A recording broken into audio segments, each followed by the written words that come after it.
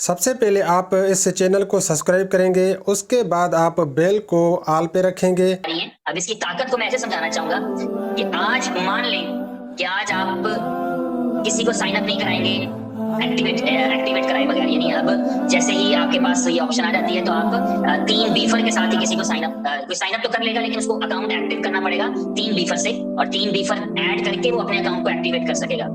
3 buffer is the minimum requirement, यानी 100 token की price पे किया करेंगे लोग। पहले वो 100 टोकन फ्री में मिला करते थे, अब जो है वो 100 टोकन की प्राइस लोग पे किया करेंगे। जो कि 3 बीफर है इस महीने, अगले महीने वो 5 बीफर है, उससे अगले महीने 6 बीफर है, उससे अगले महीने 8 बीफर है। 7 और 4 जो है, ये 2 डिजिट्स जो है ये इस प्राइस में नहीं आएंगे।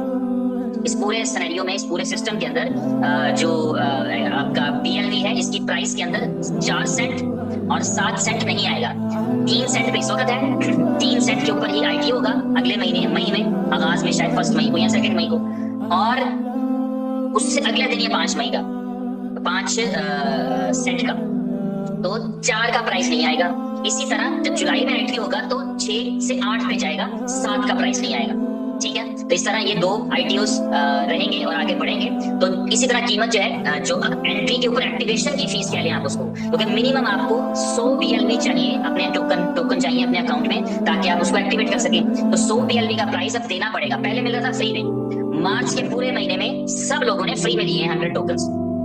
मैंने भी फ्री में लिए हैं, आपने भी फ्री में लिए हैं, और ये 10 मिलियन लोगों ने, 1 करोड़ लोगों ने फ्री में लिए हैं टोकन्स, BLVs 100 टोकन फ्री में मिले हैं। उन फ्री वाले टोकन से लोगों ने माइन भी किया है, बनाए भी हैं। किसी ने 20 BLV बेचे हैं, किसी ने 30 BLV बेचे हैं, किसी ने संभाल लिए हैं, कोई मजीद उनको इकट्ठा कर रहा है, किसी ने टॉप अप कर दिया है, किसी ने खरीद के, दूसरे से खरीद के अपने पास टॉप अप कर दिया। इस तरह से उसके पास ज्यादा टोकन आ रहे हैं इस प्रोग्राम के अंदर, और हाई प्राइस भी आप बेच सकते हैं। बहुत सारे लोगों का रिवॉर्ड था, उन्होंने जो है वो 2 सेंट पर नहीं बेचा था, वो 3 सेंट की प्राइस पर सेल कर रहे थे और कर रहे हैं, शायद आगे भी करते रहें। तो इस तरीके से जो आपका समझ लें कि जो प्राइस है वो एप्रिसिएशन रहेगा, लेकिन अब फ्री में किसी को नहीं मिलेगा, उसको 3 बीफर देना पड़ेंगे, यानी $3 देना पड़ेंगे, जो कि बीफर की शक्ल में होंगे।